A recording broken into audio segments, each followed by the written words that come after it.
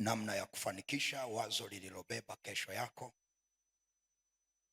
katikati ya mazingira yenye upinzani.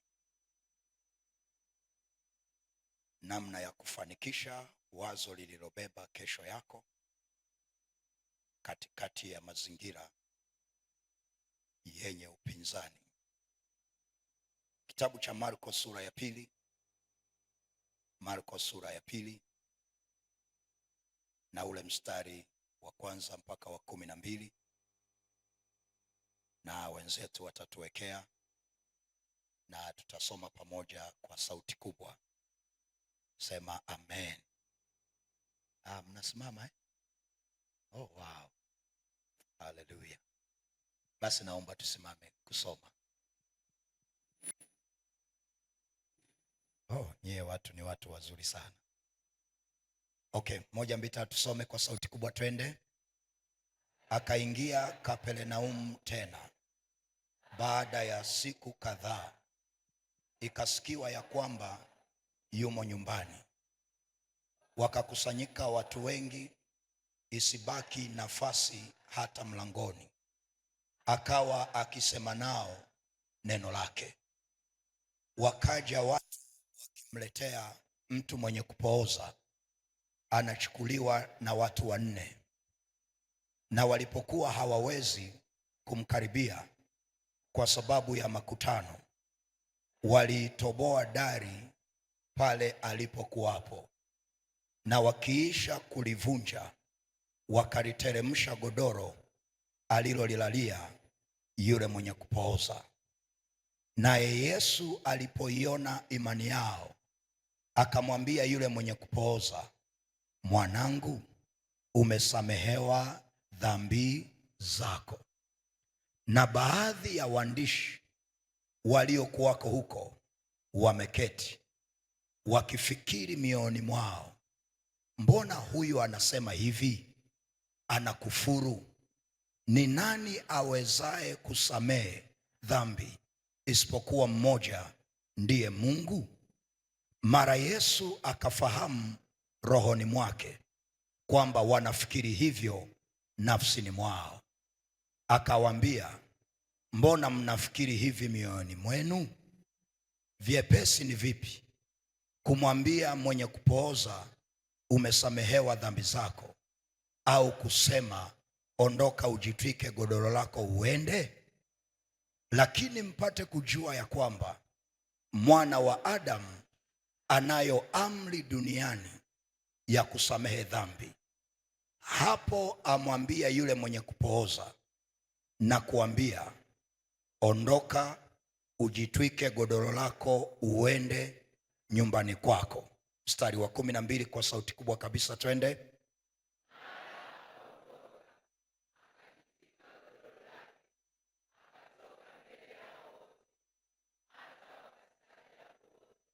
Wakamtukuza Mungu wakisema, hatujawahi kuona jambo kama hili kamwe. Turudie tena, hatujawahi kuona jambo kama hili. Rudia tena kwa sauti ya ushindi, twende.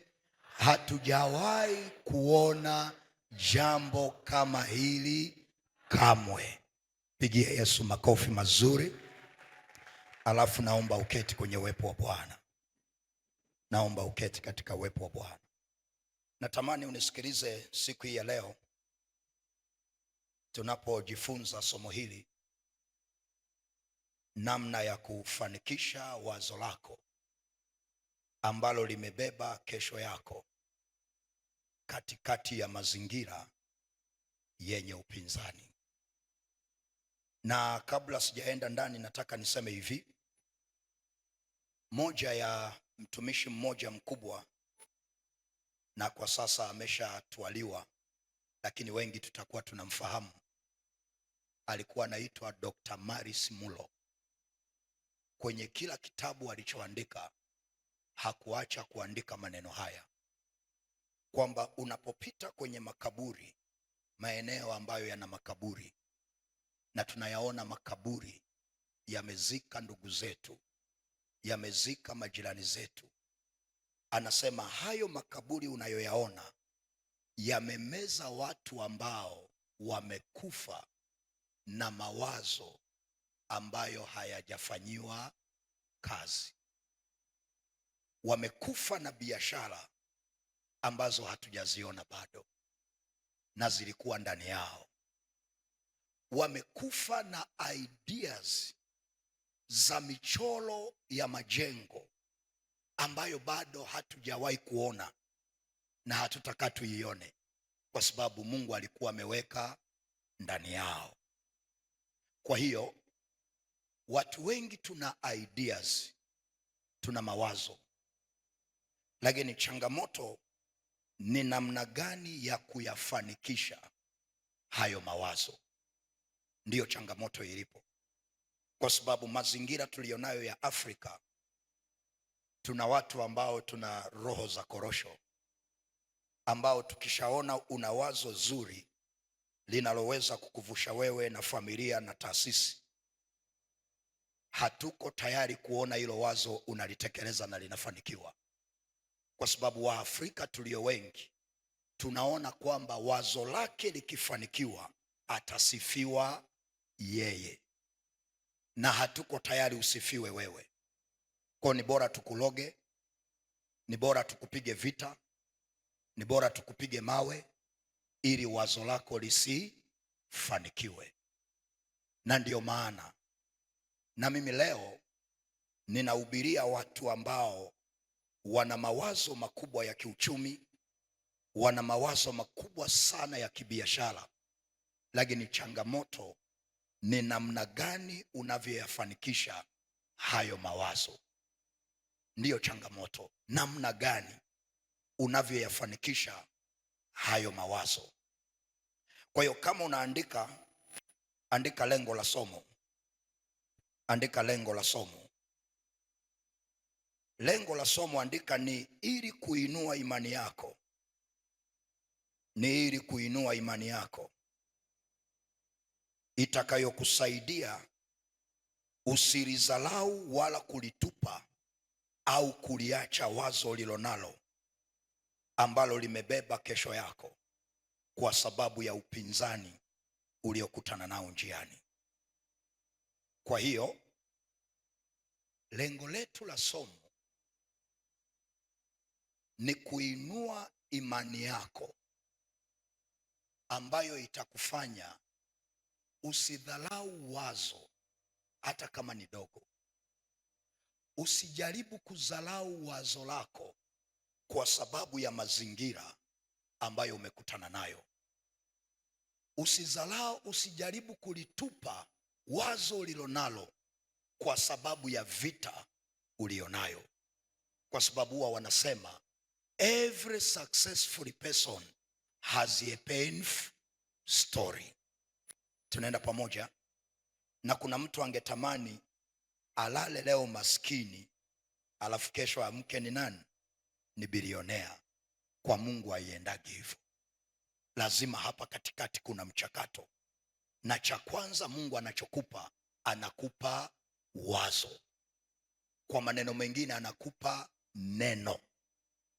Na kwa kweli mchungaji wetu Pastor Fred amejitahidi sana kukupa neno, na ndani ya hilo neno kuna mkate na kuna mbegu.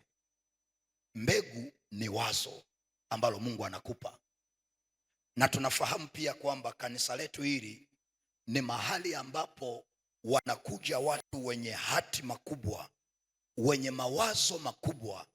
Wanakuja hapa mawazo yao yatengenezwe, yalelewe, watiwe moyo, wayaombee ili yaweze kufanikiwa. Sema amina kama unanielewa. Kwa mtazame jirani uliyekaa naye, afu gonga naye, mwambie jirani tuheshimiane. Mwambie ujui kesho nitakuwa nani. Mwambie utanisalimia kwa heshima sana kesho, kwa sababu nina wazo. Mwambie nina wazo. Mwambie kwa sauti kubwa nina wazo. Mwaka 2022 nilibahatika kwenda Marekani, na tulipoenda Marekani tulizunguka kwenye state mbalimbali na tukazunguka pia kwenye maeneo ambayo yamebeba historia ambazo wale wenyeji waliona zinaweza zikatusaidia. Na kwenye maeneo yote tuliyozunguka, mimi nilipenda maeneo mawili tu ambayo yamebeba kumbukumbu ya historia ya Martin Luther the Junior. Eneo la kwanza tuliloenda, acha nikuonyeshe, naamini wengine mmeshaenda lakini wengine hawajaenda. Naomba viti vitatu hapa nitoe demonstration ili uweze kuona. Eneo la kwanza tuliloenda, viti vitatu. Pako namna hii. Kuna mawe. Sasa hivi viti ni mawe. Sema mawe. Sema kwa sauti mawe. Kuna mawe matatu. Mawe mawili yako kama hivi kwenye mstari mmoja. Alafu kuna jiwe moja lenyewe limesogea hapa mbele. Kuna picha ya namna hii wametengeneza kama pembe tatu hivi. Kwa hiyo tulipoenda pale wakaanza kutuelezea kwamba ili jiwe mnaloliona lilikuwa ni jiwe moja.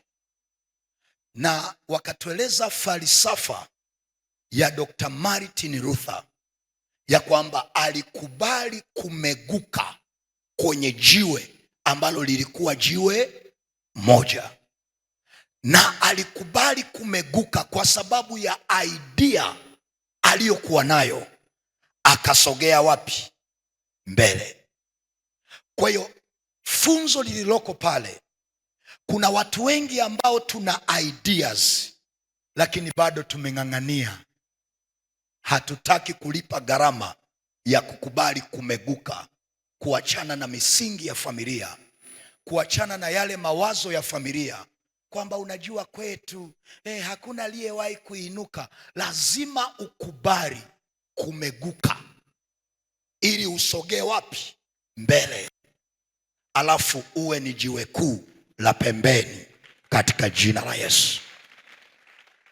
Sasa wakawa wanatueleza hapa mchakato ambao aliupitia mpaka kumeguka. Kuna watu lazima uachane nao. Kuna vitu lazima uachane navyo. Kuna mawazo lazima uachane nayo. Kuna tabia lazima ukubali zimeguke ili uweze kusogea wapi? Mbele. Sasa tuna watu wengi ambao kwa kweli tunaomba, tukikukuta kwenye maombi, Petro akasome uko baba, lakini ukimaliza kuomba stili uko wapi? Pale pale. Hakuna tofauti ya shangazi yako, ya binamu yako, ya mjomba wako. Hakuna nini? Tofauti. Bwana asifiwe. Huyu aliyekuja na hii falsafa ya kumeguka kwamba lazima ukubali, na wakati hili jiwe linameguka kuna maumivu, kuna vita, kuna upinzani, kuna changamoto. Haleluya. Unawaacha marafiki mliozoeana mnapiga umbea. Alafu nawaambia mwaka huu sio mwaka wangu wa umbea, ni mwaka wa doksa. Wanasema unaeleza nini? Wanashangaa kwenye umbea tena haupo, manake umeshameguka kwa ajili ya wazo ulilonalo. Bwana asifiwe. Kwa hiyo huyu aliyeleta hii falsafa, tukaenda mahali alipoapishiwa Barack Obama. Barack Obama tunajua wote ni Mwafrika, si ndio? Ni Mwafrika mwenzetu. Alienda kuapishiwa mahali ambapo huyu Dr. Martin Luther the Junior alisimama akatoa speech, akahutubia maelfu ya watu na walikuwa ni wazungu. Akasimama pale akasema, I have a dream. One day Mwafrika hatabaguliwa kwa sababu ya rangi, ila atabaguliwa kwa sababu za kisheria, lakini sio rangi. Na tulipofika pale nilielewa hii speech aliyotoa huyu Dr. Martin Luther the Junior. Kwa sababu tukiwa tunakatiza mitaani pale Wasela, tumetoka Bongo, hatujawahi kufika USA. Haleluya, Bwana asifiwe. Siku moja tuko kwenye nyumba ambayo tunafikia, si tumeshazoea ni kupiga mafaya. Ni usiku, tumeamshana na washikaji tuliokuwa nao pale. Nilikuwa na rafiki yangu mmoja anaitwa Mfinanga Nanga. Kwa tunaamshana, kaambia hoya twende tukapige prayer. Tuko raba korada basheke riba saka raba koraba saka, tukasikia tunagongewa ngongo. Hapa amruhusi ku make noise. Tukasema maombi ni makelele. Asema mtaitiwa polisi sasa hivi. Hatujazoeaga ile kuomba raba sekereba shaka riba. Yani unaona kama vile hujaomba hivi. Tumezoea repa saka ribo sata raba shata. Lakini tukaambiwa hapa hatuendagi hivi. Bwana asifiwe. Kwa hiyo huyu aliyetoa hii falsafa alisimama hapo akatoa hii speech kwamba ninalo wazo, I have a dream. One day Mwafrika hatabaguliwa kwa sababu ya rangi, ila kwa sababu za kisheria. Na ametoa speech pale, na tukapelekwa mahali ambapo kuna gari ambayo kuna Mwafrika alipigwa risasi akiwa kwenye gari. Tukatembezwa hayo maeneo. Lakini moja ya kitu cha kinabii tulichofanya pale, na sisi tulipata nafasi ya kuomba kwamba na sisi tuna ideas, tuna mawazo. One day yes, tukapata nafasi ya kuomba pale. Na lile wazo la Dr. Martin Luther limekuja kutimia baada ya Mwafrika wa kwanza kuitawala Marekani, anaitwa Barack Obama. Na siku anaapishwa, aligoma kwenda kuapishiwa sehemu nyingine yoyote. Akasema nataka kwenda pale ambapo kuna Mwafrika mwenzangu. Alisimama akatangaza ya kwamba I have a dream. Hebu jipige kifua, sema I have a dream. Sasa namna jirani anavyojipiga kwenye kifua inakuonyesha wazo alilonalo. Mwingine wazo alilonalo ni la kuolewa tu. Hata hapa kanisani anakuja kutafuta mchumba. Kwa hata mnavyosema kwamba destiny zinachongwa hapa, yani yeye hausiki kabisa. Bwana asifiwe. Ndio yasema I have a dream. Sawa? Hebu sema I have a dream. Sema ninayo ndoto. Sema ninalo wazo. Wako wapi wenye ndoto hapa kwa jina la Yesu Kristo? Sema amina kwa makofi mazuri na vigelegele. Mwambie jirani lazima ukubali kumeguka. Mtazame kabisa usoni na wanja na poda aliyopaka. Tazame tena usoni, mwambie lazima ukubali kumeguka ili ufike kwenye wazo lako. Bwana Yesu asifiwe. Haleluya. Sasa andika hii sentensi hapo chini.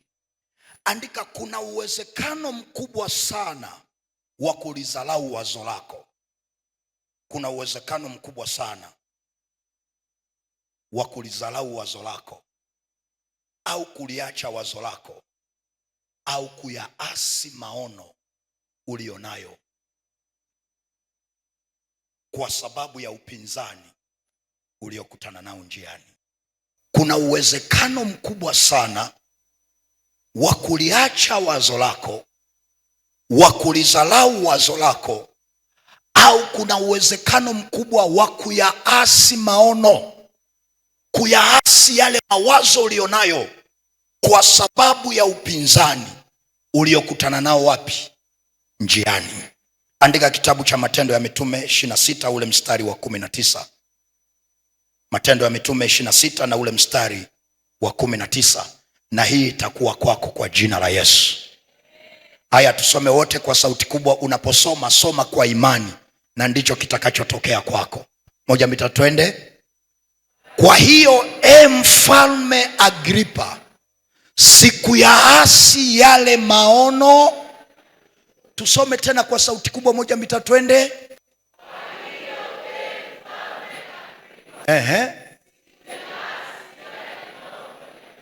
Bado sijaona wenye maono wanaosoma kwa sauti za ushindi. 1 2 3 twende. Kwa hiyo Mfalme Agripa, siku ya asi yale maono. Sema maono ya mbinguni. Sema maono ya mbinguni. Andika, wazo lilonalo sio la kwako, ni wazo limetoka mbinguni. Unajua kuna mtu anaonaga kwamba wazo alilopata labda la kuanzisha genge la nyanya anaona kama ni wazo lake. No, ni wazo ambalo limetoka wapi? Mbinguni. Na huyu ni Paulo anasema kwa hiyo Mfalme Agripa, siku ya asi yale maono ambayo nilipewa na nini? Na mbingu. Haleluya. Okay, ngoja nikuonyeshe huyu anayesema hivi amesema akiwa kwenye hali gani. Turudi kwenye Matendo ya Mitume 25, ule mstari wa 23 mpaka wa 27. Tutaisoma hii mstari ili uweze kupata picha. Mpaka Paulo anafika mahali anasema siku ya asi yale maono ya mbinguni. Na kuna mtu uko hapa umesha ya asi yale maono ya mbinguni tayari. Umeshazika lile wazo, umeshazika yale maono Mungu aliyokupa, kwa sababu ya upinzani ambao umekutana nao njiani. Na Paulo na yeye alikutana na vita. Acha tusome hapo utaelewa huyu anayesema kitu gani alikutana nacho. Tumishi unayesoma, twende pamoja na kanisa. 1 2 3 twende. Asubuhi Agripa akaja pamoja na Benike kwa fahari nyingi. Wakaingia mahali pa kusikia maneno pamoja na maofisa wakuu na watu wakuu wa mji. Festo akatoa amri, Paulo akaletwa. Mstari wa 24 kwa sauti kubwa, twende. Festo akasema, Mfalme Agripa na ninyi nyote mliopo hapa pamoja nasi, mnamuona mtu huyu ambaye jamii yote ya Wayahudi huko Yerusalemu na hapa pia wamenitaka niwasaidie, wakipiga kelele kwamba haimpasi kuishi zaidi. Sema haimpasi kuishi zaidi. Haimpasi kuishi. Maana yake anatakiwa kufanyaje? Kufa. Haleluya. Andika hapo. Andika, wazo lilonalo linaweza likakuinulia maadui na vita.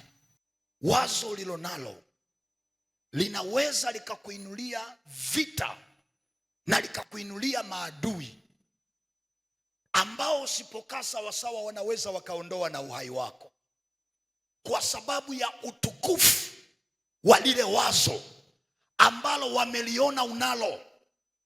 Na nilikuwa nasikiliza somo la Jumapili la pastor kwamba naye neno alikuja kwetu, na yule neno akafanyika mwili, na sisi tukauona utukufu wake.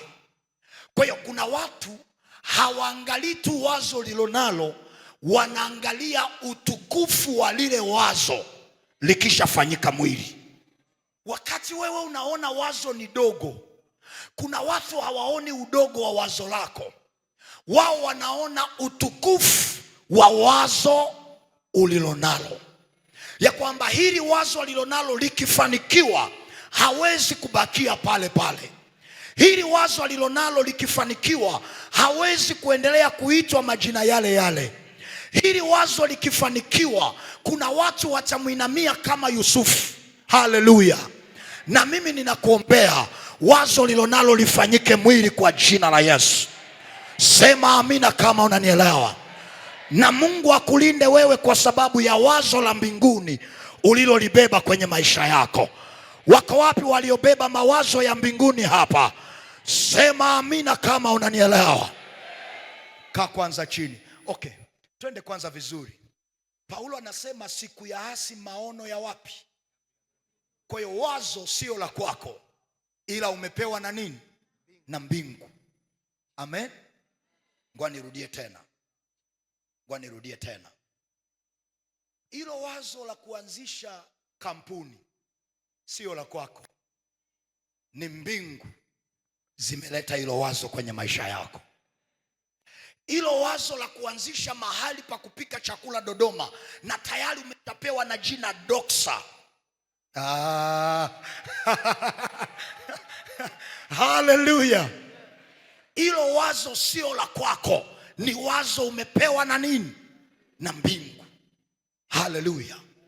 Kwa hiyo kama wazo nimepewa na mbingu, inamaanisha yeyote anayeinuka kupigana na wazo nililopewa anapigana na mbingu zilizonipa wazo, kwa sababu sio wazo langu. Haleluya. Mwambie jirani, sio wazo lako, ni wazo ambalo umeletewa na mbingu. Tazame usoni, mwambie mbingu zimekuamini. Kazie macho, mwambie mbingu zimekuamini. Alafu mwambie na wewe aminika. Ukiaminiwa, aminika.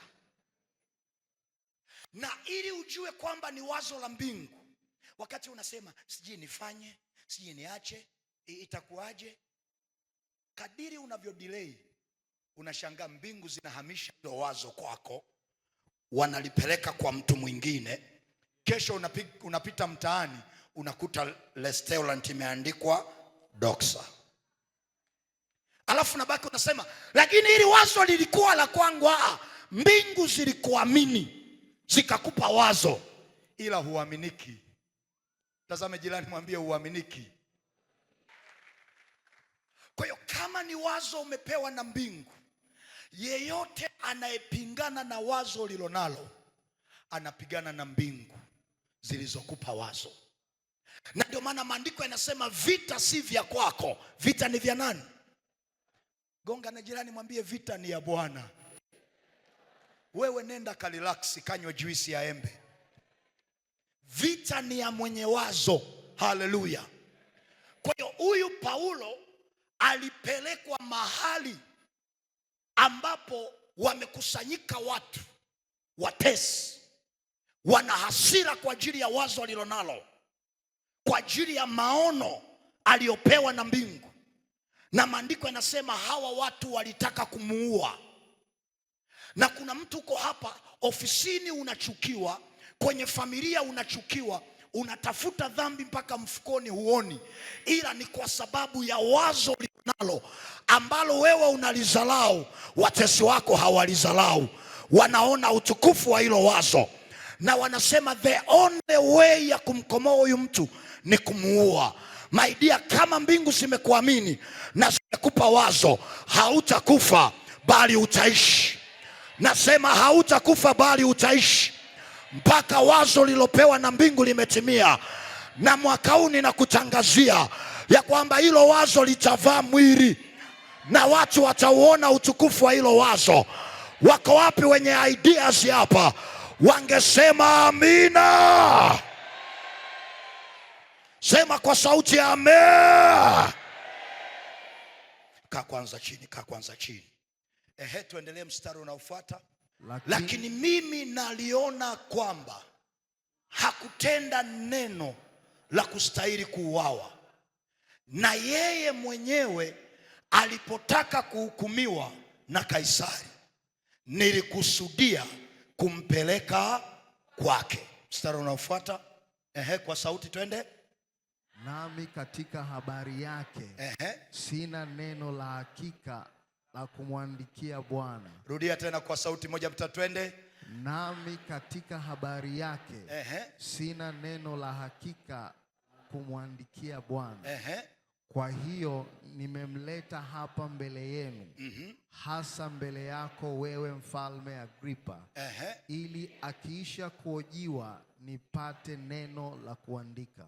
Sema ili akisha kuhojiwa. Kwa kuna mahali utapelekwa mahali pa kuhojiwa. Amen. Usiongee sana.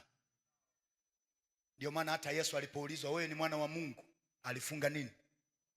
Mdomo. Lakini kuna mtu ukipelekwa mahali pa kuhojiwa unaanza you know what, when I was playing today, the Lord appeared to me, akanipa wazo, wazo kubwa kabisa, yani nimeona naanzisha kampuni ya kusupply mizigo na jina tayari ameshanipa. Watu unaowaelezea ni dream killers. Kilichomgharimu Yusufu ni kwenda kusimulia ndoto kwa ndugu zake, ndicho kilichomgharimu. Alipelekwa mahali pa kuhojiwa, anasema ili akiisha kuhojiwa nipate neno la kuandika. Kwa hiyo ili wapate neno la kuandika juu ya maisha yako, watakupeleka mahali pa kuhojiwa. Na watu wengi tukipelekwa mahali pa kuhojiwa huwa tunabwaga moyo, unaeleza kila kitu. Unajua ngoja nikwambie, kuna mama mmoja anaitwa Mama Mshunami. Alipofiwa na yule mtoto, maandiko yanasema huyu mama aliingia chumbani akaoga. Alipooga akaenda kabatini akachukua nguo nzuri ambayo akiivaa hahitaji kuambiwa leo mama umependeza. Akapaka meno stick, wanja stick, kucha stick, na akatoka nje ili aende kwenye madhabahu iliyompa wazo. Alipofika mlangoni anakutana na mume wake. Mume anamuuliza waifu, mbona leo umependeza na sio siku ya ibada? Pastor Fred hana ibada leo, mbona umependeza sana? Mama anamwambia si neno. Angekuwa mwingine angesema baba, tena kama ni Mchaga angeanza woi, baba, yule mtoto fa ni maiti yuko chumbani, naenda kwa mtumishi Fred amuombe tena ili aishi. Lakini yule mama alimwambia mume wake si neno, wewe niitie mwendesha punda anipeleke kwa yule mtu wa Mungu. Na alipokaa juu ya mwendesha punda alimwambia usinipunguzie mwendo nisipokuambia. Kwa nini hakumweleza kwamba mtoto amekufa? Alijua mume wake ni kimatila. Wale Wachaga unaelewa kimatila, si ndio? Kuna Wachaga mko hapa? Wachaga kuna dawa inaitwa kimatila ya kuua wadudu kwenye mazao. Kwa hiyo huyu mama alijua huyu mwanaume ni handsome boy, lakini wazo nililonalo kwenye saa ya kuhojiwa ili wapate cha kuandika, nikimwambia mtoto amekufa ataniambia tuandae mazishi. Hana uwezo wa kubeba wazo nililonalo. Na ndio maana yule mama alifunga mdomo, akamwambia we niitie mwendesha punda niende kwa yule mtu wa Mungu. Na yule mama akaenda kwa yule mtu wa Mungu. Kabla hajamkaribia Elisha, Biblia inasema hivi, Elisha akamwona yule mama kwa mbali, akamtuma Gehazi, akamwambia Gehazi, nenda kampokea huyu mama. Katika kumpokea muhoji ili upate cha kuandika. Anamuuliza mama, hujambo? Mama anasema si jambo. Anaulizwa mama, wazo lile halijambo? Manake yule mtoto. Mama anasema hajambo. Sema amina kama unanielewa. Tusome hapo kwa sauti kubwa, 1 2 twende. Tafadhali piga mbio sasa kwenda kumlaki, ukamwambie hujambo, mme wako hajambo, mtoto wako akajibu hujajibu kwa sauti, akasema hawajambo. Sema amina kama unanielewa. Sema ehe. Kwenye mwaka wa doksa ukipelekwa mahali pa kuhojiwa ili useme maneno wapate cha kukuandikia neno la kujibu, sema si jambo. Sema kwa sauti si jambo. Wako wapi ambao hawajambo hapa? Sema amina. Sema Watakuuliza, ulikuwa na wazo la kuanzisha biashara, vipi hilo wazo limefikia wapi? Usianze kueleza sana, wewe sema si jambo. Kuna watu wananielewa hapa. Watakuuliza, ulikuwa na wazo la kuolewa mwaka huu, mchumba amefikia wapi? Ameshajitambulisha? Ameshalipa mahali? Wewe unajibu hajambo. Wako wapi ambao hawajambo asubuhi ya leo? Piga makofi ya kueleweka. Sema si jambo. Watu wa Destiny Church, sema si jambo. Haleluya. Chochote nachouliza sema hakijambo. Amen. Hao waliokaa hao nina mashaka, inawezekana mawazo yameshakufa. Haleluya. Biashara yako, sema kwa sauti ya ushindi, biashara yako, yale maono ulionayo, yale mawazo ya mbinguni, lile wazo la kampuni, kwenye eneo la mtaji, wako wapi ambao hawajambo hapa? Haya. Sema amina kama unanielewa. Nisaidie, gonga na watu wa Doxa wenzako, waambie si jambo. Gonga na watu watatu, waambie si jambo. Biashara yangu haijambo, wazo langu halijambo. Wako wapi ambao hawajambo? Piga kelele, sema si jambo. Haleluya. Sema ni mwaka wa Doxa. Sema kumbe mwaka wa Doxa. Sema utachukuliwa kupelekwa mahali pa kuhojiwa, ili useme maneno wapate cha mizimu.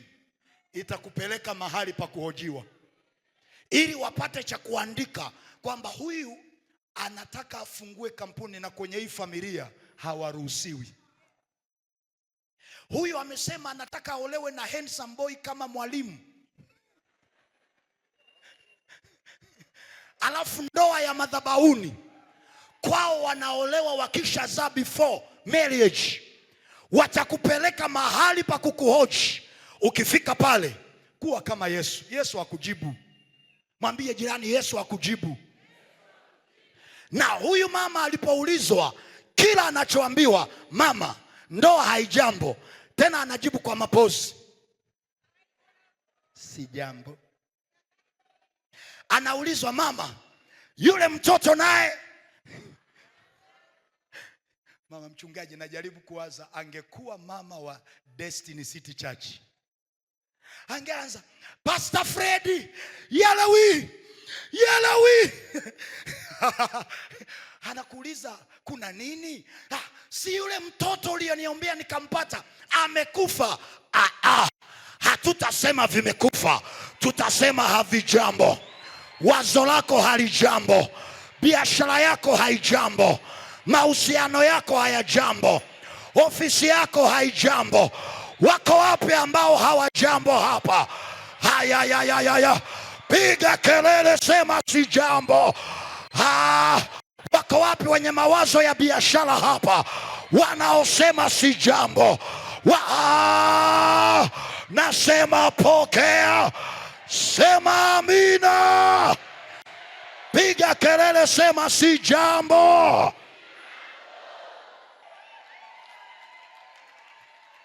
Sema Kwa nini huyu mama anasema hajambo wakati wazo lake limekufa? Ni kwa sababu madhabahu iliyompa mtoto akiwa amefungwa tumbo, hawezi kuzaa, madhabahu hiyo ina neno juu ya mambo yaliyokufa kwa jina la Yesu. Kuna mtu hujanielewa kwamba kama hii madhabahu imempa mtoto akiwa amezeeka, madaktari wamesema haiwezekani, hata vikifa naijua madhabahu yangu. Wako wapi wanaoijua madhabahu yao hapa? Hey, sema amina kama unanielewa. Kuna watu hawaelewi hii madhabahu kazi yake sio kukupa tu biashara. Hata biashara ikifa bado madhabahu ina neno juu ya yaliyokufa. Wako wapi wanaonielewa hapa? Hii madhabahu kazi yake sio kukupa mchumba. Hata mchumba kizingua, madhabahu bado ina neno. Sema amina. Nikisema 2026 sema mwaka wa doksa. Haleluya. 2026 kwenye biashara, kwenye mahusiano, kwenye ile project ulionayo, kwenye wazo ulilonalo, piga makofi na vigelegele. Nisaidie, gonga na jirani yako, mwambie naijua madhabahu. Hey.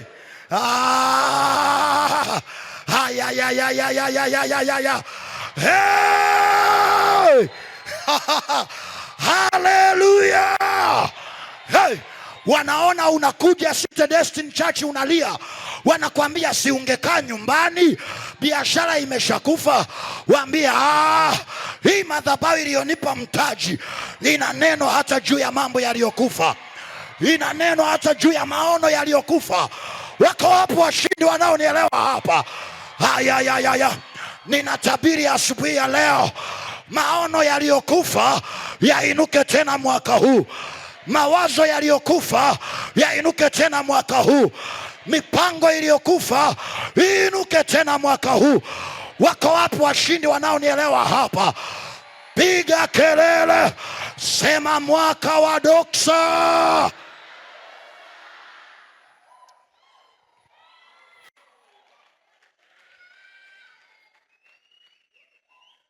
Haleluya. Haleluya. Haleluya. Haleluya. Maandiko yanasema Ibrahimu, yeye asiyekuwa dhaifu wa imani, aliyatazama mambo yasiyokuwepo, na imani kamsaidia kuyachumilia. Na maandiko yanasema akamwamini yule Mungu aliyesema ayatajaye yasiyokuwako kana kwamba.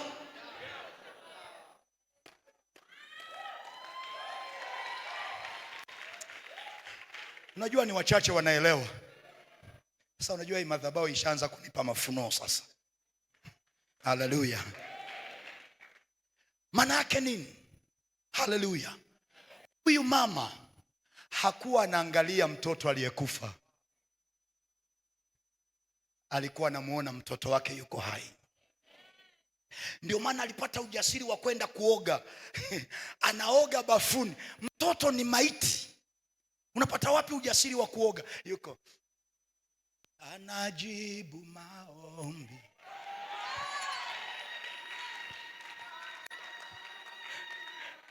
Amemaliza kuoga, anaenda kwenye kabati, anachukua nguo, anaenda kwenye kioo, anavaa, anajiangalia kwenye kioo. Sina wajua wa mama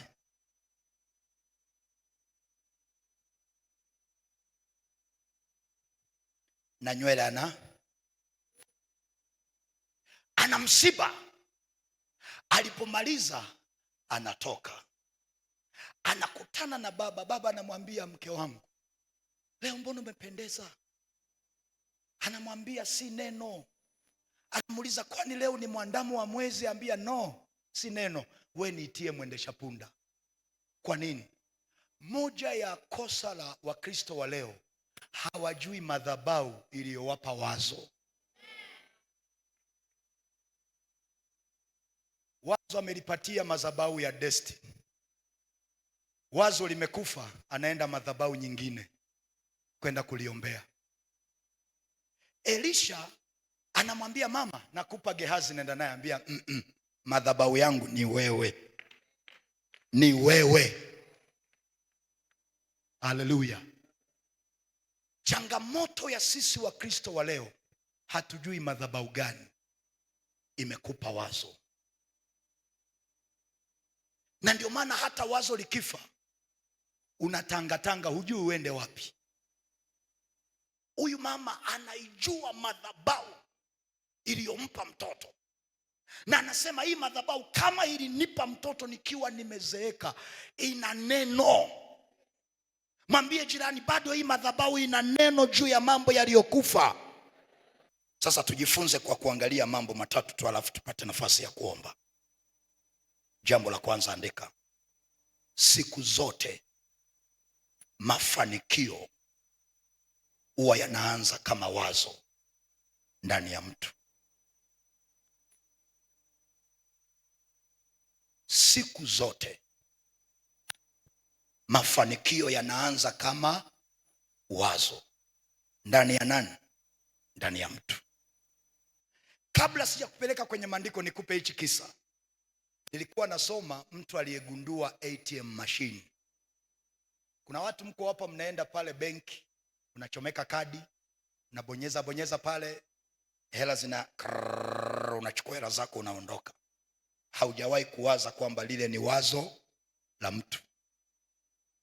Huyo aliyegundua ATM machine, wazo lilitokea wapi? Nilisoma story yake, wanasema alikuwa ni mfanyakazi. Sasa akawa anahitaji pesa, alafu mahali anakofanya kazi ratiba imembana, hawezi kutoka kwenda benki ili akapange foleni atoe hela. Na amefanya kazi, amekuja kupata muda kwenye saa 10:45. Ameenda benki, anakuta tayari wameshafunga, na wakamwambia, samahani, hatuwezi kukuhudumia, umechelewa, tafadhali tunaomba urudi kesho mapema. Na huyu mtu anasema alikuwa na shida kubwa sana ya uhitaji wa fedha. Alipokosa zile fedha, amerudi nyumbani moyo umeinama. Kesho yake alienda kuomba ruhusa, apewe ruhusa ya wiki 2 ajifungie mahali. Na ukienda kwenye nchi za wenzetu, wana center za mahali pa kwenda kwa ajili ya thinking, kufikiri ili utoke na wazo. Kwa hiyo ndugu akaomba ruhusa, akaja akamwaga mke wake, akaenda kwenye hizi center, akajifungia ndani.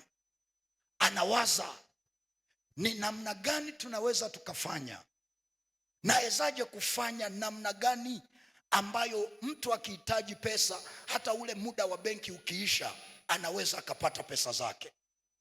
Akafikiri, akathink, wiki zote 2 hakupata jawabu. Akarudi nyumbani, akarudi kazini. Sasa wikendi moja akaenda vacation na watoto na familia na mke wake. Wakafika mahali kuna mashine inatoa chocolate ambayo haina mtu wa kuioperate. Wewe unafika pale, unaingiza pesa, unabonyeza pale, ile mashine inakupa chocolate, inakupa na change. Anasema ile mashine alikaa pale kama nusu saa, anaichezea tu, anachukua chocolate.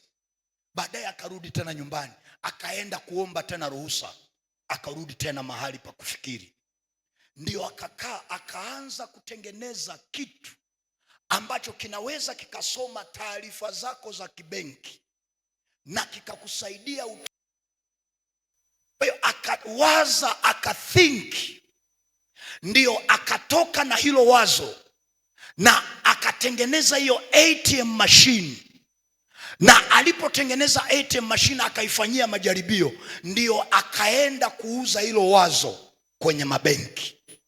Mabenki walipoona hilo wazo wakalifurahia, wakanunua, na ndio ATM machine zikaanza kusambaa mpaka na kwetu Bongo zikatufikia. Haleluya.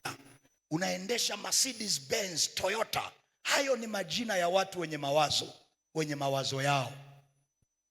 Na Waafrika karibia kila kitu tunachotumia ni mawazo ya mtu. Simu unayotumia wazo la mtu. Alafu umekazana tu kutuma message, baby ujambo, huna wazo lolote lile.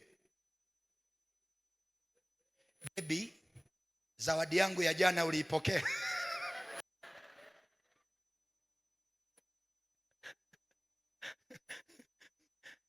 Tazama ambaye hajacheka hajapewa zawadi kama mimi.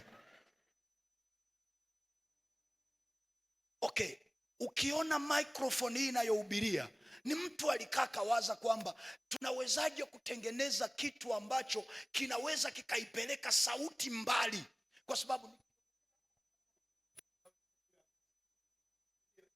sasa kuna mtu alikaa kawaza kwamba what if mtu ana labda ana mkusanyiko wa watu wengi, sauti inawafikiaje wote?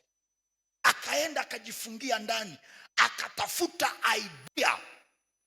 Na kuna mtu analalamika, unajua zama hizi tulizo nazo hakuna hela. Wewe, hela zipo, mabenki yana pesa, lakini hawampagi pesa kila mtu, wanampa pesa mtu mwenye wazo,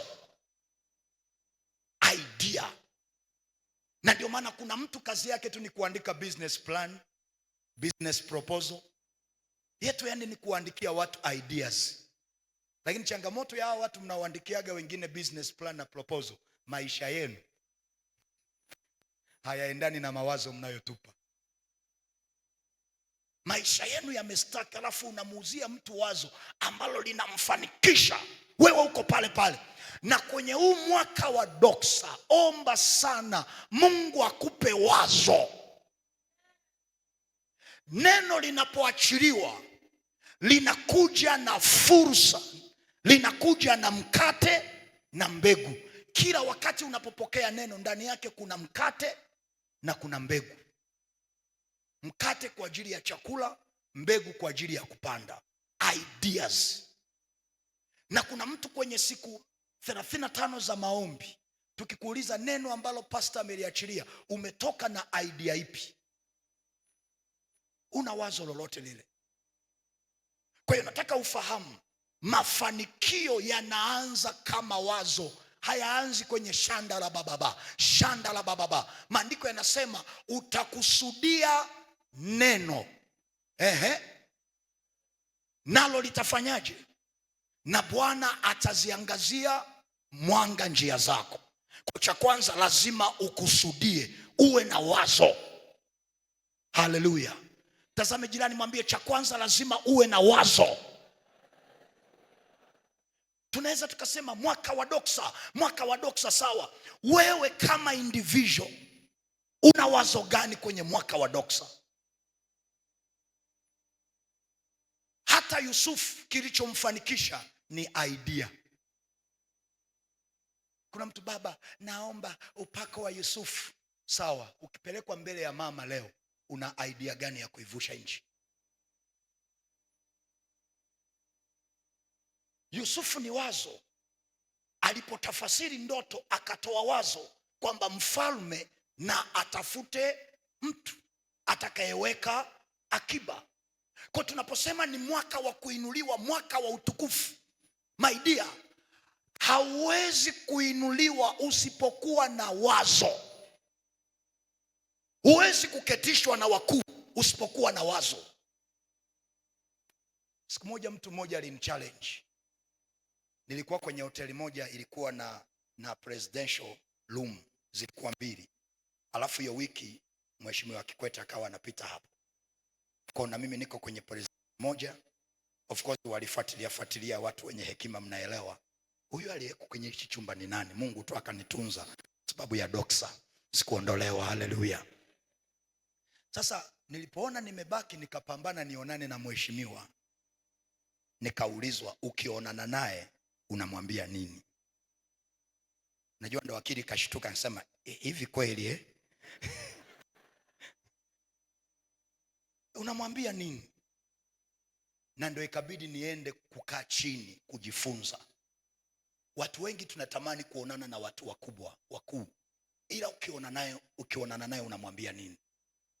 Nikarudi kujifunza. Mwalimu wangu mmoja kaniambia, ukionana na mtu mkubwa usimwambie matatizo ulionayo, mpe ideas. Alafu yeye mwenyewe kuna wazo atalikubali, hata akiondoka atakutafuta.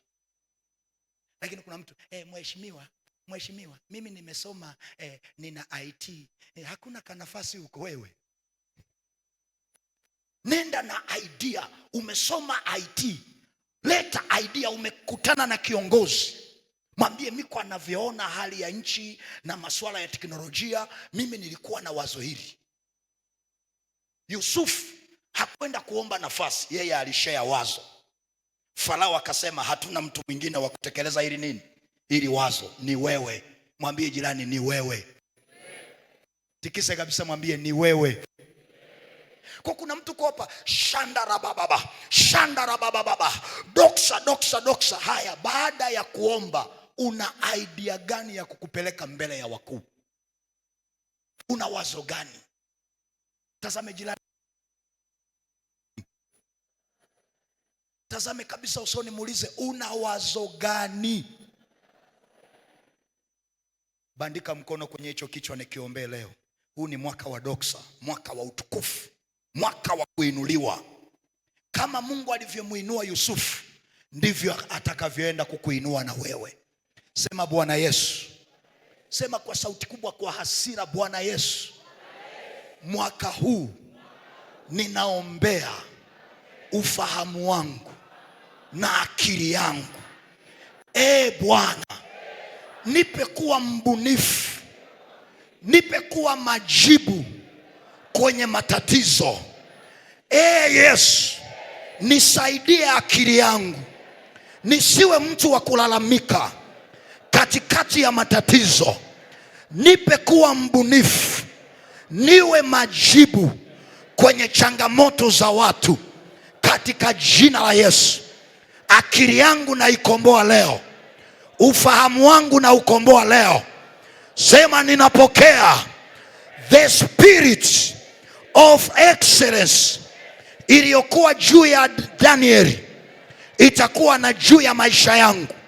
Sema ninapokea roho wa ufahamu na maarifa aliyekuwa juu ya Yusufu, na mimi napokea mwaka huu katika jina la Yesu. Sema amen. Pigie Yesu makofi mazuri. Kwa hiyo tunakubaliana leo, watu wa kanisa hili hatutakuwa watu wa kulalamika, ila tutakuwa problem. Wakati wengine wanapiga kelele, serikali maji, wewe njoo na wazo la kuchimba kisima wauzie maji. Singesikia amina hapa? Haleluya. Kuna mtu unanielewa? Hebu sema mafanikio yanaanza kama wazo. Haya, turudi kwenye andiko letu lile la Marko. Andika Marko 2:1-3, tuweke tusome hapa, tunakaribia kumaliza, usichoke. Turudi tena hapa tuone.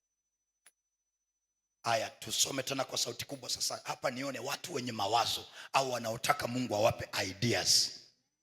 Kama wewe sio msindikizaji wetu, soma kwa sauti kubwa, 1, 2, twende. Akaingia Kapernaum tena baada ya siku kadhaa, ikasikiwa ya kwamba yumo nyumbani. Mstari wa 2, turudie tena kwa sauti kubwa, twende. Wakakusanyika watu wengi, isibaki nafasi hata mlangoni, akawa akisema nao neno lake. Mstari wa 3 kwa sauti kubwa. Wakaja watu wakimletea mtu mwenye kupooza, anachukuliwa na watu 4.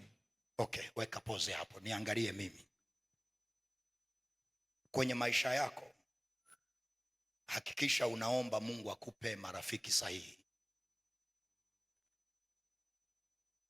Marafiki ambao wanaweza kukubeba na kusimama na wewe kwenye kipindi cha amani na kipindi cha mabaya. Na kuna mtu unasema mimi na marafiki, na marafiki, lakini ili ujue una marafiki, pita kwenye kipindi kigumu, ndio utaelewa kwamba ulikuwa na marafiki au ulikuwa na viatu. Na kuna mtu unasema na marafiki, pita mahali pagumu uone, utabaki na vumbi tu. Na wale uliosema hawa ni wa marafiki kindakindaki, hutawaona hata mmoja, hautawaona. Na changamoto tulionayo leo ni namna ya kumtambua rafiki wa kweli na rafiki mnafiki, kwa sababu wote wanakuja na tabasamu. Rafiki mnafiki anacheka na rafiki wa kweli anacheka.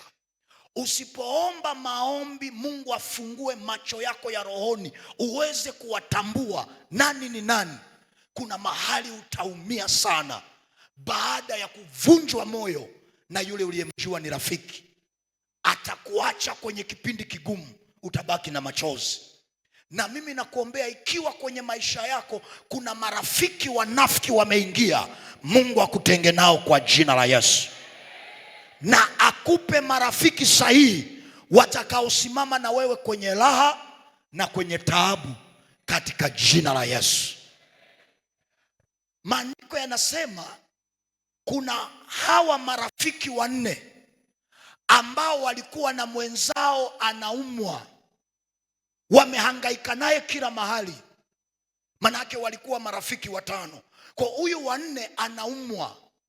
Biblia inasema waliposikia Yesu yuko mjini, wakapata idea, wakapata wazo kwamba huyu mgonjwa tumbebe, tumpeleke kwa nani? Kwa Yesu. Kwa hiyo tunaposherehekea kufunguliwa kwa huyu mtu, kwa sababu kule mwishoni Mungu alimponya, Yesu alimponya, kabla hatujasherehekea kufunguliwa, lazima tuwashukuru hawa watu waliopata wazo la kumpeleka kwa nani? Kwa Yesu. Umeelewa nilichosema? Kwamba tunaweza tukafurahia amefunguliwa, ila lazima tufurahie hawa watu waliopata nini? Wazo la kumpeleka kwa nani? Kwa Yesu. Wasingepata wazo la kumpeleka kwa Yesu, huyu mgonjwa asingepona. Tunaenda sawa eh? Pointi ya pili, andika na kimbia tumalize pointi ya pili. Pointi ya pili, andika siku zote upinzani huwa unainuka. Siku zote upinzani huwa unainuka baada ya wewe kuanza kulitekeleza wazo lako. Siku zote upinzani huwa unaanza ukishaanza kutekeleza wazo lako. Kwa kabla hujaanza kutekeleza wazo lako, utakuwa na marafiki wengi watakusifia, wewe mtu mzuri sana, yani una upendo, yani mnyenyekevu.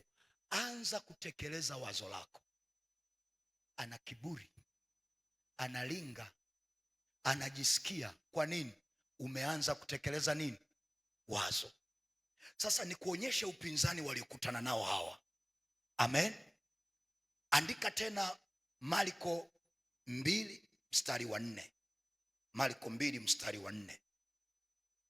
Tusome mstari wa pili alafu tusome mstari wa 4. Tunakaribia kumaliza, usichoke. Ni kuonyesha upinzani waliokutana nao, ambao ndio upinzani ambao kila mtu anakutana nao leo. Naomba tusome mstari wa pili kwa sauti kubwa, twende. Wakakusanyika watu wengi, isibaki nafasi hata mlangoni. Akawa akisema nao neno lake. Weka pause kwanza hapa. Wamepata wazo kwamba huyu mgonjwa tunampeleka kwa nani? Kwa Yesu. Hilo ni wazo, na wakakubaliana, wakambeba kwenye machela, wakaenda wanaimba nyimbo, wanampeleka kwa Yesu. Walipofika mahali Yesu yupo, kukawa na umati mkubwa sana wa watu. Maandiko yanasema walikusanyika watu wengi, isibaki nafasi hata wapi? Mlangoni. Kwa hiyo hata mlangoni kule hakukuwa na nafasi. Kwa hiyo najaribu kuimagine kwamba hata kwenye hizi korido zilikuwa zimejawa na nini? Na watu. Hawa wamepata wazo kwamba tunampeleka kwa nani? Kwa Yesu. Lakini upinzani walionao, umati wa watu unawazuia, hawawezi kuonana na nani? Na Yesu. Wamefika kule, wanakutana na ushers. Asante Yesu, ushers wa Destiny City Church sio wakorofi, wana upendo mkubwa sana. Kuna wale ukifika watu wameshajaa, wanakuambia na wewe kwa nini uchelewe? Kwa nini uchelewe? Hatuna namna ya kukusaidia. Wewe kaa tu huku nyuma. Kwa leo huwezi kuonana na Yesu. Kuna ashazi walikuwepo wa aina hiyo. Kwa hiyo hawa marafiki wamefika pale kanisani, wanawaambia jamani, tunatamani mgonjwa wetu akutane na Yesu, Yesu amwekee mkono. Wale maashazi wanasema yani nyie vijana ni waovyo sana. Mngetaka kuonana na Yesu si mngewahi. Kuna mtu ameamka alfajiri na mapema, hajanywa chai, amekuja amekaa kiti cha mbele. Kwa nini na nyie hamkuwahi? Bwana asifiwe. Wamekutana na upinzani, wameanza kutekeleza wazo, lakini njiani wamekutana na kikwazo, wamekutana na upinzani. Angalia mstari wa 4 walichofanya hawa jamaa, na ndicho mwaka huu tutakachofanya katika jina la Yesu. Mstari wa 4 tusome kwa sauti kubwa, twende. Sasa tusome kila mtu kwa sauti kubwa, twende. Na walipokuwa hawawezi kumkaribia kwa sababu ya makutano, walitoboa dari pale alipokuwapo, na wakiisha kulivunja wakaliteremsha godoro alilolilalia yule mwenye kupooza. Kuna mtu bado hajasoma kwa sauti, turudie tena kwa sauti kubwa, moja mtatwende. Na walipokuwa hawawezi kumkaribia kwa sababu, hebu sema na walipokuwa hawawezi kumkaribia. Sema kwa sauti kubwa, na walipokuwa hawawezi kumkaribia. Kwa sababu ya nini? Ya makutano. Walitoboa dari pale alipo, na wakiisha kulivunja wakaliteremsha godoro alilolilalia yule mwenye kupooza. Mstari wa 5 kwa sauti kubwa tumalizie. Naye Yesu alipoiona imani yao, akamwambia yule mwenye kupooza, mwanangu, umesamehewa dhambi zako. Mwambie jirani macho ubaoni. Mwambie mtazame mwalimu. Hawa vijana ninapenda sana. Cha kwanza wamekutana na upinzani, hawana mahali pa kupita. Wakaambiana, oya marafiki, sikia, hatuna mpango wa kurudi na huyu rafiki yetu akiwa mgonjwa. Leo liwake jua, inyeshe mvua, lazima tumuone nani? Yesu. Kwa hiyo mwaka huu lazima ujitabirie kabisa, liwake jua, inyeshe mvua, doksa lazima itimie kwangu. Sasa wakiwa pale, kuna rafiki mmoja asema, oya bro, wazo kama nimelielewa, lakini sasa tunamuonaje? Uone hapa watu wote wamejaa, hakuna hata mahali pa kukanyaga, na hawa wahudumu wenyewe ni wakorofi, hatuwezi hata kusukuma watu ili tuweze kupita tumuone Yesu. Maandiko yanasema kulikuwa na umati mkubwa. Kuna jamaa akasema, oya sikieni, nimepata wazo hapa mwanangu, tunatoboa nini? Tunatoboa nini? Sema tunatoboa dari. Sasa najaribu kuwaza, haya ndo wangekuja kutoboa dari ukumbi wa watu. Yaani kwanza wakipanda wameshadakwa. Lakini ama jamaa hayakuwaza kwamba hivi sasa tunapanda itakuwaje. Lakini changamoto nyingine inakuja, ngazi ya kupandia wanaitoa wapi? Kwa sababu wao wamevaa suti kama ya dada, wameenda ibadani, wamevaa suti kama ya bro, hawakujiandaa na kutoboa nini? Dari. Ngazi wanaitoa wapi? Okay. Patasi ya kutobolea dari wanaitoa wapi? Msumeno wa kuchana bati wanautoa wapi? Kuna mbao au vyuma inabidi wakate. Wao wameenda ibadani, hawajajiandaa, hawajabeba vifaa. Andika, wazo halifuati pesa, ila pesa zinafuata wazo. Wazo halifuati pesa, ila pesa inafuata wazo. Kwa sababu kuna mtu una idea hapa, unasema sina mjomba wa kunisaidia. Unajua kuna mtu anasema angalau nina binamu, nina shangazi. Lakini kuna wenzako na mimi tumetoka kwenye familia, hatuna binamu, hatuna shangazi, hatuna mjomba wa kutusaidia. Unatoboaje dari hapo? Create the demand and God will supply. Na andika pia, the higher the demand, the higher the supply. Yule mama aliambiwa nenda katake vyombo. Kwa hiyo kwenye mwaka wa doksa, nenda katake vyombo vitupu, tena sio vichache, taka vyombo vingi. Ni kweli unaomba baba, ni mwaka wa doksa? No, ukishamaliza kuomba nenda katake vyombo vitupu.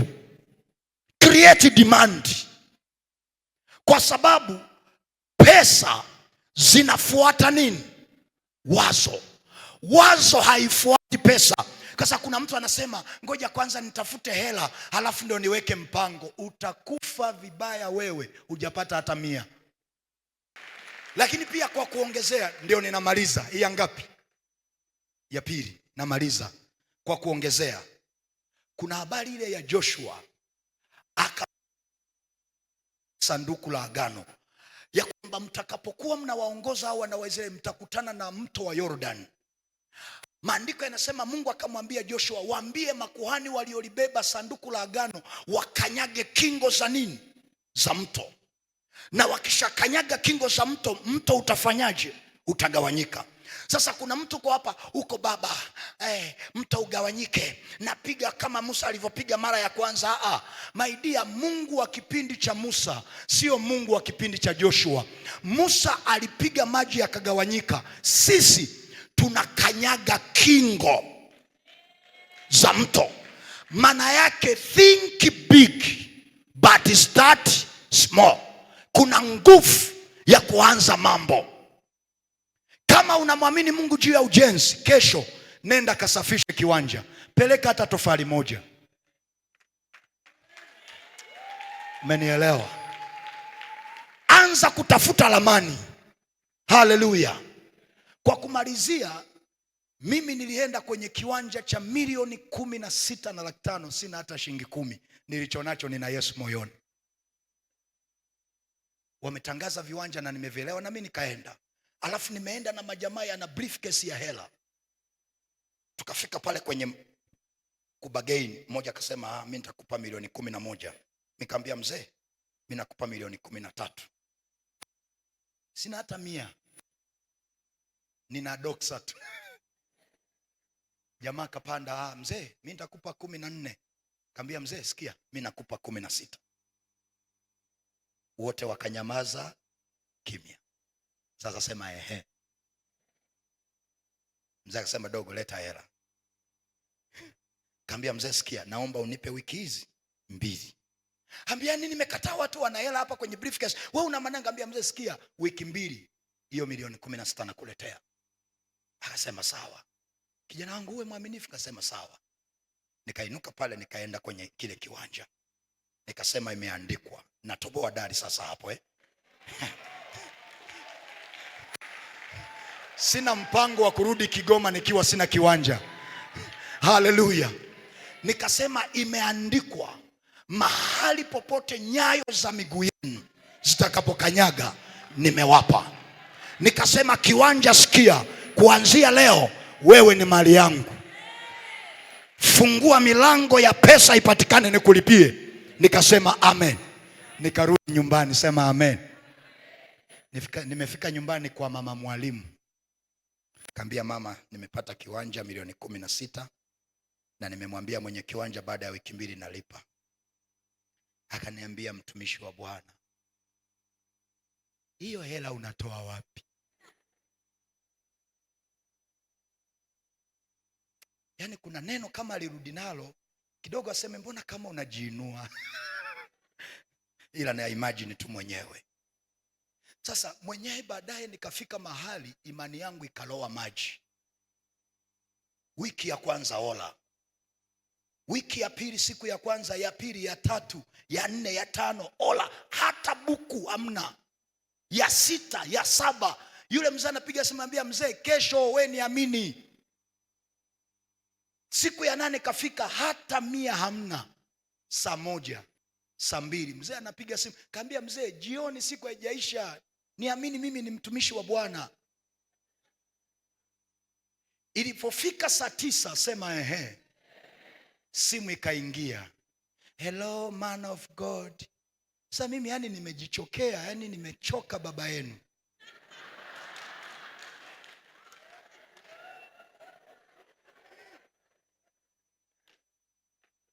Naambia mtumishi, unakumbuka uliniombea? Mimi nishasahau, nishachoka. Masaa yanasogea, sina doksa. Mtumishi uliniombea, nilikuwa na uvimbe, nilikuwa naenda India. Watu wa Mungu, mwe mnapunguza ushuhuda basi, sawa? Nasubiri lengo mahususi la hii simu ni lipi? Akaelezea we kama dakika 45 nimemsikiliza tu. Yaani mpaka volume inashuka tu. Sasa baadaye akasema, mtumishi, tulikubaliana na mme wangu hela yote ambayo tungetumia India kuanzia nauli, accommodation na matibabu tuitoe sadaka ya shukrani.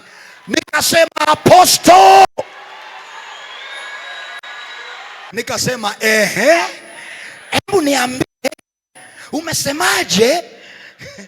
Akaniambia, mtumishi, tunaweza tukaonana kesho. Kaambia, mama we uko wapi? Mlimani City. Kaambia, mama sikia, nakuja. Hapo ndio nikaelewa ule mstari wa yule mama alipopanda kwenye mwendesha punda.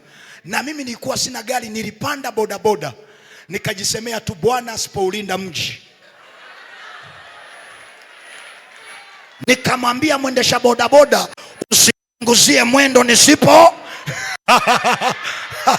Haleluya! Kaa kwanza chini, sema Tumefika pale bwana. Mama kaanza tena ushuhuda.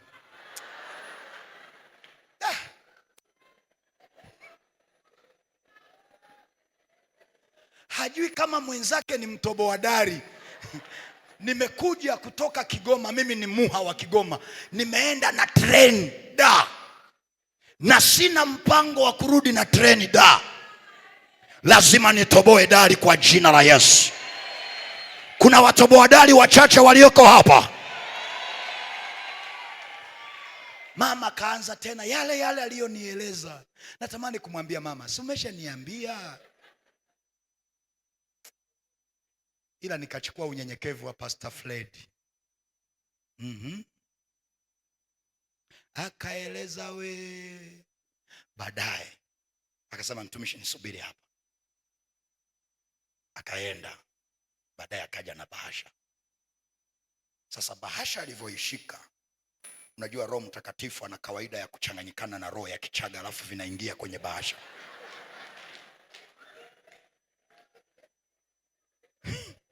Wachaga wanaelewa. Ile bahasha nilivyoiona nika-imagine tu kwamba huu mzigo umeokoka. Kwa baada pale akakabidhi ile bahasha, sema Kabla sijamwombea nikamwambia, mama nipe sekunde 2 nakuja. Nikaenda restroom, sio toilet, restroom. Wenzetu wanasema restroom. Guess what? Nikaenda kufanyaje? Yaani nikahesabu milioni ya kwanza, milioni ya pili, milioni ya 3, milioni ya 4, milioni ya 5, milioni ya 6, milioni ya 7, milioni ya 8 na 900,000. Nikajikuta nasema, mbona kama naota, mbona. Nilivorudi nilishusha prayer. Mpaka leo naikumbuka. Nilishusha prayer. Haleluya. Nilimwombea yule mama siku ile. Baada ya hapo nikashika bahasha yangu nikaikumbatia hapa. Ina milioni 8 na 900,000. Mwenyewe miaka hiyo sijawahi kushika hata milioni 2, yani nikahesabu. Leo nimeshika milioni 8 na laki ngapi? Nikapanda tena bodaboda, nikamwambia usinipunguzie mwendo nisipokuambia. Nikaenda kwa mzee. Nikafika na mkwala, mzee, where are you? Sio uko wapi? Where are you?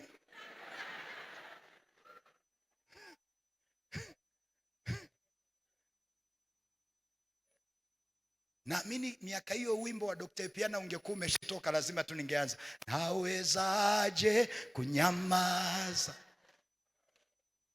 wakati umefanya namna hii sijaona. Kamwita yule mzee, nikamwambia mzee, njoo come. Yani sikutaka kumpa bahasha yote. Nenda protocol step by. Natoa milioni ya kwanza, ambia hesabu. Anahesabu ya pili, naambia hesabu. Ya tatu mpaka zikafika 8 nikampa na 900,000. Kaambia mzee, nipe siku 3. Hizo zilizobaki ninaleta.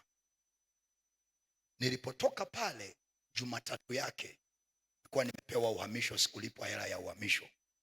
Jumatatu yake nikaingiziwa tena pesa ya uhamisho. Nini nachotaka niseme? Nikajikuta milioni 16 nimeilipa kila ini. Alafu niliporudi prayer room kaambia Mungu, mbona hizi hela hazikuja? Akaniambia nizilete kwa wazo lipi? Kwa chombo kipi kitupu?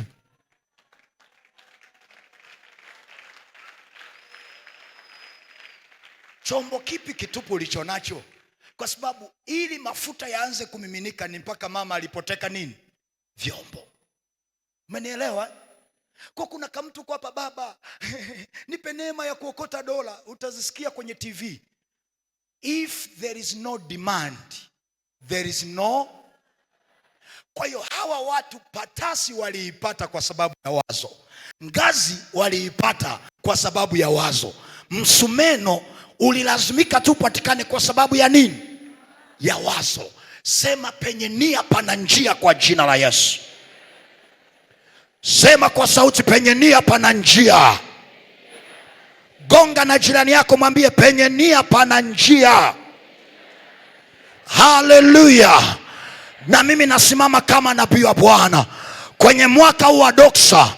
Bwana alete provision kwenye wazo lako, alete provision kwenye maono yako. Ina kama unanielewa, sema napokea provision. Sema kwa sauti, napokea provision. Sema kwa sauti, napokea provision. Weka mkono kwenye moyo wako mwingine, nyosha juu. Sema kwa sauti, Bwana Yesu. Sema kwa sauti kubwa, Bwana Yesu. Bwana Yesu. Mwaka huu kukata tamaa haitakuwa fungu langu. Kurudi nyuma kwa sababu ya upinzani haitakuwa fungu langu. Sema mwaka huu wa Doksa. Sema kwa sauti kubwa, mwaka huu wa Doksa. Sema napokea upako wa kutoboa dari. Sema kwa sauti, napokea upako wa kutoboa dari. Wako wapi watoboa dari wachache walioko hapa? Piga makofi ya kueleweka. Haya. Inawezekana hauna wa kukupa mtaji. Utatoboa dari kwa jina la Yesu. Hauna neema kama za kwao, wewe utatoboa dari kwa jina la Yesu. Wako wapi watoboa dari hapa? Sema amen. Sikia, sema ehe. Ngoja nikuambie kitu cha ajabu sana ambacho naamini leo kitakufurahisha. Kuna watu walitangulia kwenye mkutano, wamekaa high table, wanamuona Yesu anavyohubiri. Wenzako tumechelewa kwenye mkutano. Nisikilize, wale waliochelewa, my God, walitangulia kumuona Yesu kabla ya waliokaa high table kwa jina la Yesu. Hujanielewa? Nisikilize kidogo hapa. Listen. Kuna waliokaa mbele walikuwa na wagonjwa. Wanatamani mkutano uishe, wamuwahi Yesu, wamweleze matatizo yao. My dear, sisi wenzako mjini tumechelewa. Dodoma tumechelewa. Dar es Salaam tumechelewa. Kwenye ulimwengu wa biashara tumechelewa. Wale jamaa walitoboa dari mahali Yesu amesimama.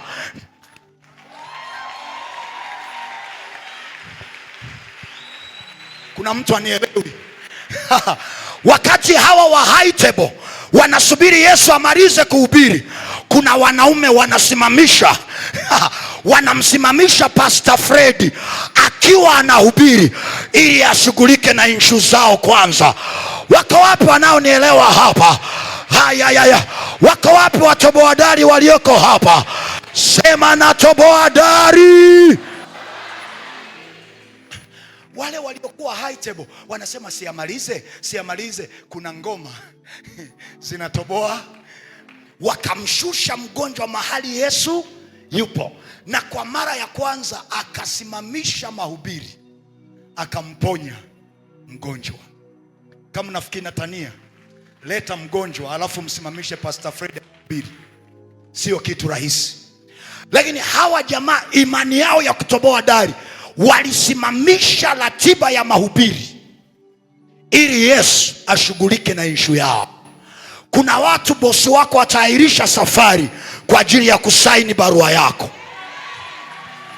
Kuna mtu hajanielewa? Kuna watu wataahirisha kunywa chai ili wapitishe barua yako kwa jina. Wako wapi watoboa dari walioko hapa? Sema natoboa dari. Gonga na jirani, mwambie kutangulia sio kufika. Kutangulia sio kufika. Gonga na watu watatu, waambie ni kweli umewahi mjini, lakini wenzako tunatoboa dari. Haya, watoboa dari walioko hapa, sema amen.